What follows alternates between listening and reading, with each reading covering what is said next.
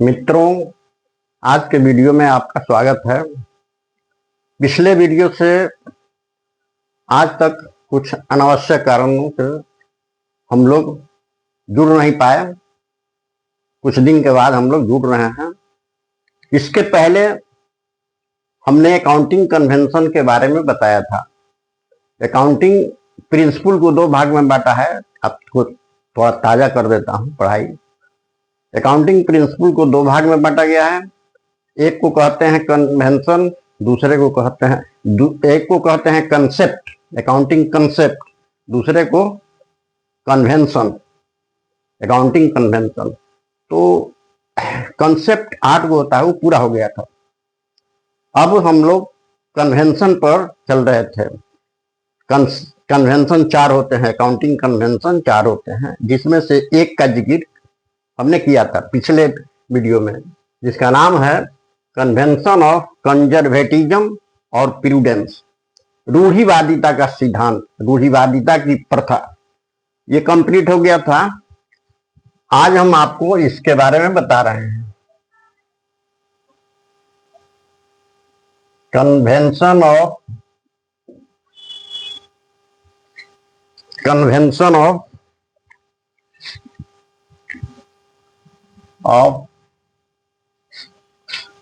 Full disclosure,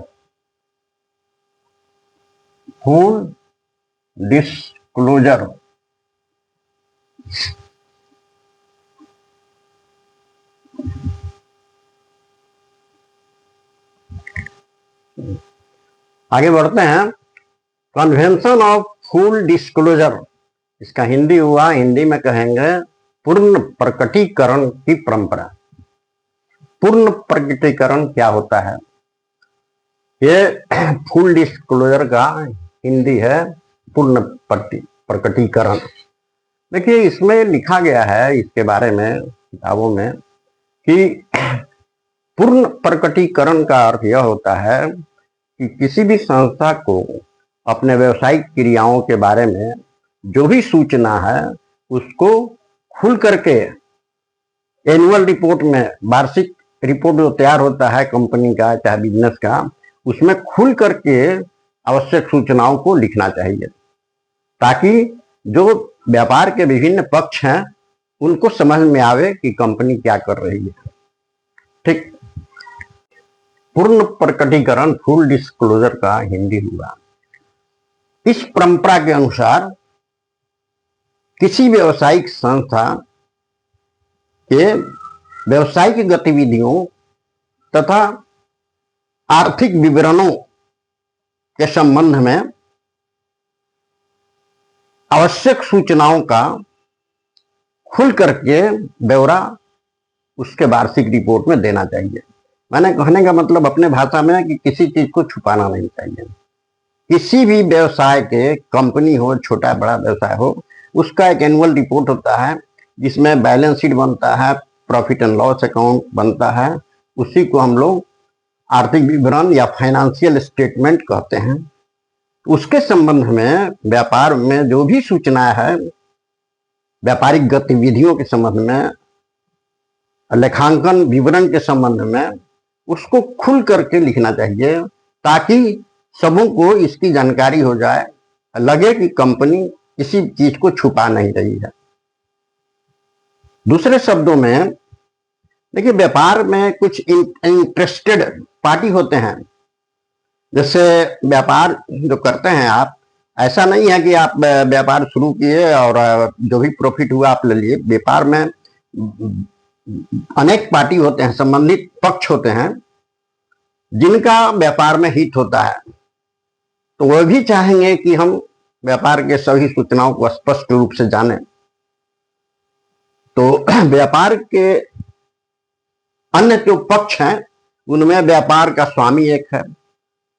व्यापार में जो रुपया लगाया है, जो विनियोगकर्ता, स्वामी भी लगाता है, बाहरी पक्ष भी लगाता है, उनको विनियोगकर्ता कहते हैं।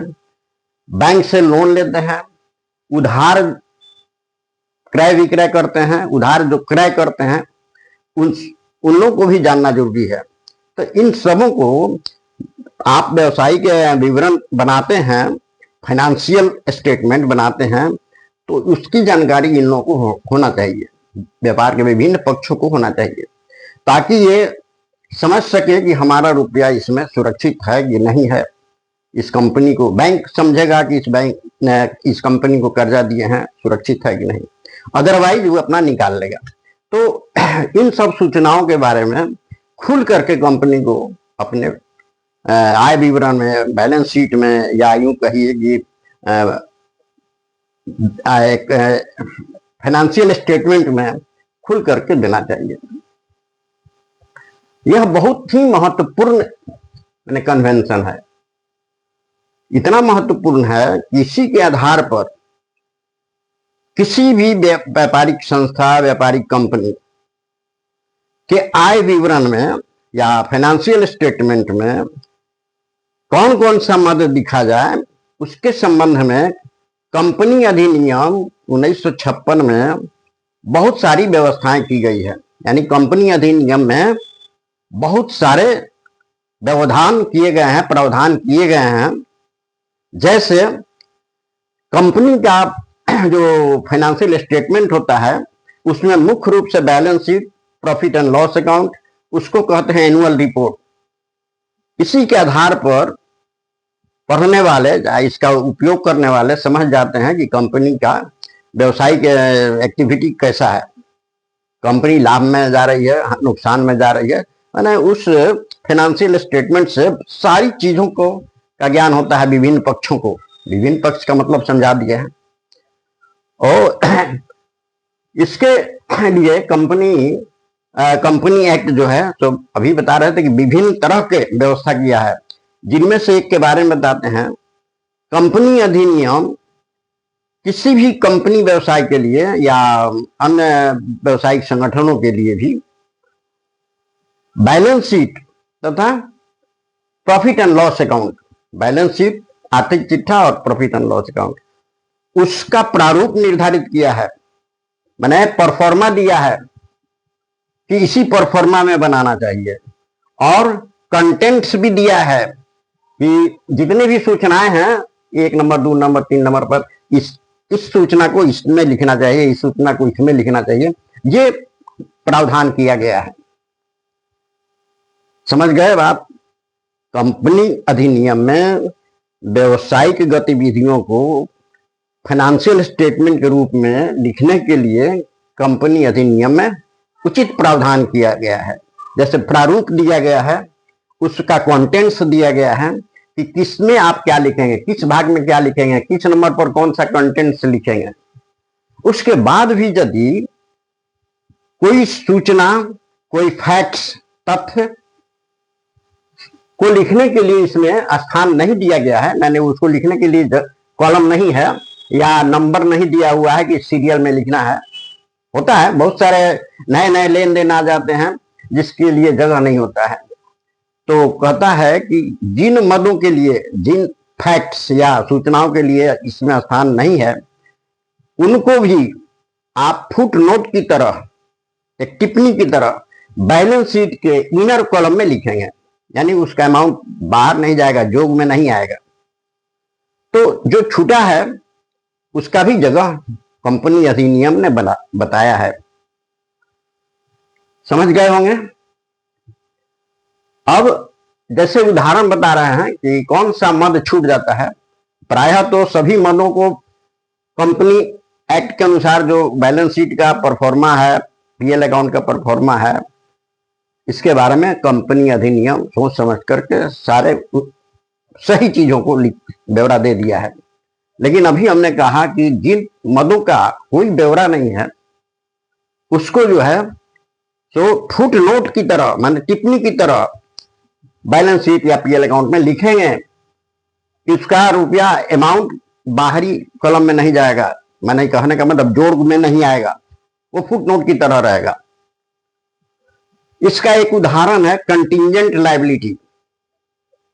कंटिंजेंट लायबिलिटीज का अर्थ होता है संभाव्य दायित्व। संभाव्य दायित्व माने ऐसा दायित्व जो कंपनी के लिए आज दायित्व नहीं है और भविष्य में दायित्व होने की संभावना संभावना है। संभावना का मतलब हो भी सकता है और नहीं भी हो सकता है। क्या समझे? फिर सुन लीजिए। कंटिंजेंट लायबिलिटी एक ऐसा दायित्व है जो आज भी दायित्व नहीं है और भविष्य में दायित्व के रूप में आएगा सामने कि नहीं आएगा, इसकी भी कोई गारंटी नहीं है। जैसे एक उदाहरण लीजिएगा, कंपनी के ऊपर, किसी फर्म के ऊपर, कंपनी के ऊपर बाहरी पक्ष से किसी रकम के लिए विवाद चल रहा है, यानी बाहरी पक्ष कह रहा है कि कंपनी को इतना रुपया हमने दिया है या बाकी है, कंपनी से डिमांड कर दिया। कंपनी कह रही है कि यह सेटलमेंट हो चुका है, हमारे यहाँ कोई बाकी नहीं है। तो वह व्यक्ति क्या करेगा? वो कोर्ट में जाएगा, मुकदमा करेगा। अब उस रकम के लिए मुकदमा स्टार्ट हो गया। तो जब तक मुकदमा चलेगा तब तक व्यापार के लिए दायित्व तो नहीं है। मान लीजिए अगर 1 लाख रुपए का दावा क्लेम किया है बाहरी पक्ष ने कि कंपनी से को लेना है, बाकी है, कंपनी कह रही है कि नहीं नहीं बाकी है, वो बाहरी पक्ष कोर्ट में गया, मुकदमा किया, मुकदमा चलेगा। तो जब तक मुकदमा चलेगा तब तक यह रुपया दायित्व नहीं होगा, अभी कंपनी के लिए दायित्व नहीं होगा। और यदि जजमेंट होता है और कंपनी के खिलाफ गया तो दायित्व हो गया, और कंपनी के पक्ष में गया फैसला तो दायित्व नहीं हुआ। यह जो है सो बीच में अटका हुआ है, इसीलिए इसका नाम कंटिंजेंट, संभाव्य दायित्व कहा गया है। यह संभाव्य दायित्व बैलेंस शीट के इनर कॉलम में लिखेंगे और इसका रकम भी अंदर ही रहेगा, बाहर नहीं जाएगा, जोड़ में नहीं जाएगा। तो एक इसका उदाहरण है कि जो जिसका जगह बैलेंस शीट में नहीं है उसको इनर कॉलम में लिखिए, फुट नोट की तरह लिखिए।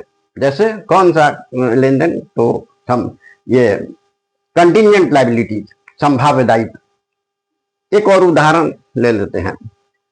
जैसे कंपनी व्यापार में होता है कि अस्थाई संपत्ति है, टेंजिबल, फिक्स्ड टेंजिबल एसेट्स है, जैसे बिल्डिंग, मशीन, प्लांट, फर्नीचर, वो ये आप यूज करते हैं माल को उत्पादन करने में या अन्य काम में।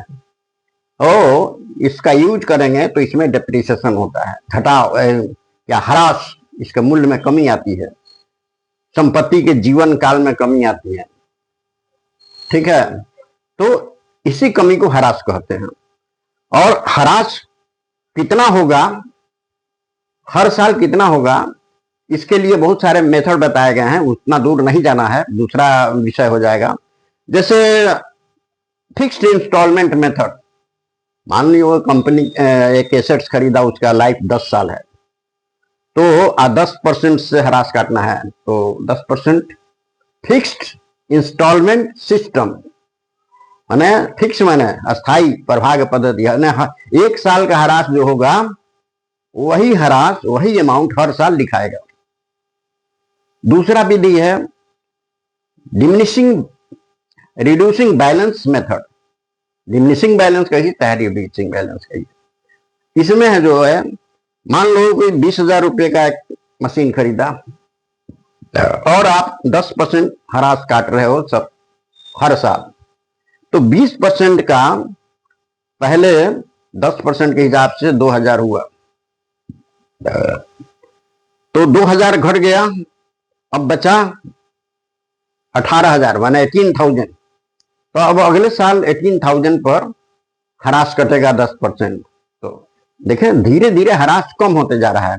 लेकिन अस्थाई प्रभाग पद्धति में पहले में जो बताया है उसमें ह्रास की रकम हर साल एक ही होगी। तो 2 मेथड हुआ। अब आइए इसमें कि यदि कोई व्यापारिक संस्था, कंपनी अस्थाई प्रभाग पद्धति से ह्रास काट रही है अपने यहाँ, अपने फाइनल अकाउंट में दिखाने के लिए, और कुछ दिन के बाद यह उस मेथड को चेंज कर दिया, अस्थाई प्रभाग पद्धति के जगह रिड्यूसिंग बैलेंस मेथड, कर्मागत ह्रास पद्धति इसको हिंदी में कहते हैं, लागू कर दिया, तो इसका उल्लेख इसमें होना चाहिए। इसका उल्लेख बैलेंस शीट में फुट नोट की तरह होना चाहिए कि हमने, कंपनी की ओर से लिखा जाना चाहिए कि हमने अस्थाई प्रभाग पद्धति से ह्रास काटना बंद कर दिया और इस समय से इसको कर्मागत ह्रास पद्धति से काट रहे हैं। ठीक है, बस इस वीडियो में इतना ही, और ये मैंने कन्वेंशन ऑफ फुल डिस्क्लोजर हमने बता दिया। लेकिन इसके बाद 2 लाइन और सुनिए। फुल डिस्क्लोजर यानी सभी आवश्यक सूचनाओं को प्रकट कीजिए अपने बुक्स ऑफ अकाउंट्स में या एनुअल रिपोर्ट में लिख दीजिए, ताकि सभी पक्षों को जानकारी मिल जाए। लेकिन फुल डिस्क्लोजर का मतलब यह नहीं हुआ कि कंपनी के गुप्त बातों को भी खोल दीजिए। हर व्यवसाय में कुछ गुप्त सीक्रेट रहता है, सीक्रेट रहता है, उन बातों को नहीं। फुल डिस्क्लोजर का मतलब वो बात नहीं लिखना है, क्योंकि अगर किसी सूचना को देने से कंपनी को हानि होती है, नुकसान होता है, तो उनको फुल डिस्क्लोजर से बाहर रखना चाहिए, माने उसके बारे में नहीं लिखना चाहिए। समझ गए?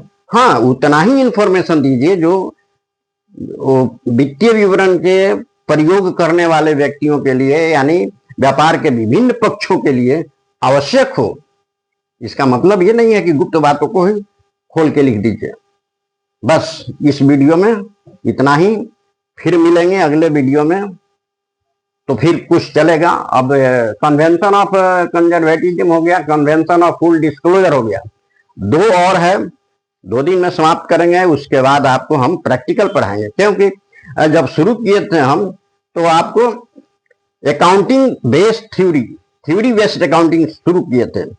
बीच में एक चैप्टर पढ़ाए थे प्रैक्टिकल जर्नल को पूरा करने के बाद हम थ्योरी बेस्ड अकाउंटिंग पढ़ाना शुरू किए हैं, जिसमें टर्मिनोलॉजी, बहुत सारे वर्ड्स, स्पेशल वर्ड हैं जो प्रतिदिन व्यापार में यूज होते हैं, उसके बारे में बताया था, एक्सप्लेन किया था। उसके बाद अकाउंटिंग प्रिंसिपल पर चल रहा था। तो अब 2 और ये कन्वेंशन बताएंगे तो ये चैप्टर खत्म हो जाएगा। उसके बाद आपको अब प्रैक्टिकल पर आएंगे, जर्नल बता ही दिए हैं, अब उसके बाद लेजर अकाउंट पर आएंगे।